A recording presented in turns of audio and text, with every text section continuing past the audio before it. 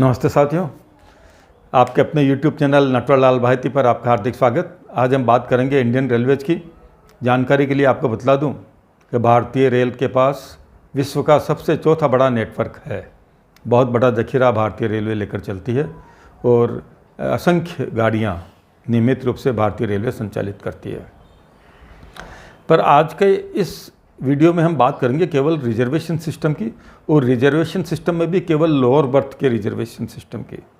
तो आइए मैं आपको बता दूं कि यदि आपको लोअर बर्थ का रिजर्वेशन चाहिए तो कैसी कैसी स्थितियों का आपको सामना करना पड़ेगा, आपको किन नियमों का पालना करनी होगी।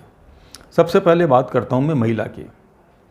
यदि महिला की उम्र 45 वर्ष या उससे अधिक है और अकेले यात्रा कर रही है, ध्यान दीजिए आप इस बात पे, अकेले यात्रा कर रही है, तो ऐसी स्थिति में रेलवे का जो PRS सिस्टम है वो उसे लोअर बर्थ अलॉट कर देगा। रिक्विजिशन में आपको ये टिक करना होगा कि मुझे लोअर बर्थ चाहिए। अब बात करते हैं गर्भवती महिला की। यदि महिला गर्भवती है तो उसको रिजर्वेशन के लिए ऑनलाइन सुविधा प्राप्त नहीं है। उसको PRS सिस्टम पे जाकर ही अपना रिजर्वेशन रेलवे अथॉरिटी से करवाना होगा, और रिजर्वेशन करवाते वक्त उसे अपना मेडिकल सर्टिफिकेट प्रस्तुत करना होगा। उसी आधार पर उसे लोअर बर्थ का रिजर्वेशन दिया जाएगा, और ये सर्टिफिकेट भी यात्रा के दौरान महिला को अपने साथ ही रखना होगा, अन्यथा उसे तकलीफ आ सकती है। पुनः दोहराता हूँ, ऐसे रिजर्वेशन ऑनलाइन नहीं किए जा सकते।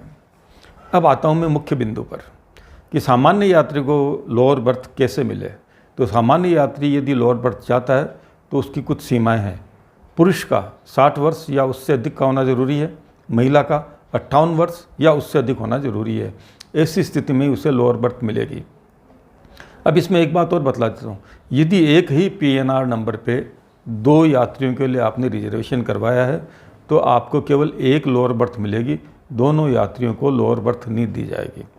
अब एक बात और करता हूँ, यदि 2 से अधिक का समूह यात्रा कर रहा है और सारे ही एलिजिबल है लोअर बर्थ पाने के लिए, तो आप मानिए केवल एक व्यक्ति को ही लोअर बर्थ दी जाएगी और बाकी के व्यक्तियों को लोअर बर्थ मिले इस बात की कोई गारंटी नहीं है। उन्हें अपर बर्थ मिल सकती है, मगर एक लोअर बर्थ निश्चित रूप से मिलेगी, इस बात की गारंटी है।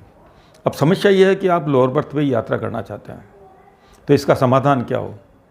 रेलवे के पास इसका कोई समाधान नहीं है, मगर मैं बतलाता हूँ कुछ समाधान है जिन्हें आप प्रयोग में लेकर लोअर बर्थ प्राप्त कर सकते हैं। सबसे पहला, केवल एक एक व्यक्ति के लिए रिजर्वेशन फॉर्म भरिए, और इसमें इस बात का ध्यान रखिए कि एक साथ अपना रिजर्वेशन मत करवाइए। बीच में कुछ गैप होना चाहिए समय का, ताकि इस दौरान रिजर्वेशन और हो जाए। वरना रेलवे का ये सिस्टम पकड़ लेता है कि एक ही व्यक्ति द्वारा बार बार रिजर्वेशन के लिए अप्लाई किया जाता है, क्योंकि आपके मोबाइल नंबर उसमें होते हैं, और इस तरह वो आपको नीचे की सीट अलॉट करने से सिस्टम ही मना कर देता है। अब अलग अलग मान लो आपने रिक्विजिशन लगाई, और अलग अलग रिक्विजिशन के अंदर एक खतरा हरदम बना रहेगा आपके साथ।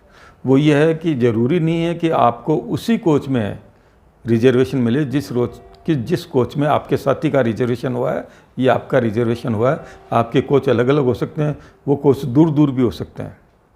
तो इस स्थिति में ये खतरा रहता है। उसके बाद आपको आपस में ही यात्रियों के साथ एडजस्टमेंट बैठाना होता है। कई बार एडजस्टमेंट बैठ भी जाता है और कई बार एडजस्टमेंट नहीं बैठता है। तो आप ये मान के चलिए, यदि आपने ये ट्रिक लगाई तो इसमें ये खतरा सदैव रहेगा कि ज़रूरी नहीं है कि आपको एक ही कोच में रिजर्वेशन मिल जाए। ये कुछ थोड़े से नियम थे जो रेलवे की लोअर बर्थ से रिजर्वेशन से संबंध रखते हैं। और आपको साथ साथ ये बताता चलूँ कि एक बोगी में कुल कितनी सीटें लोअर बर्थ के लिए रिजर्व होती है, जो सीनियर सिटीजन्स के लिए होती है। तो स्लीपर क्लास के अंदर जो है वो 7 सीटें होती हैं, थर्ड AC में 4 सीटें होती है, सेकंड AC में 3 सीटें होती है। मगर ये नियम दुरंतों पे लागू नहीं होता है।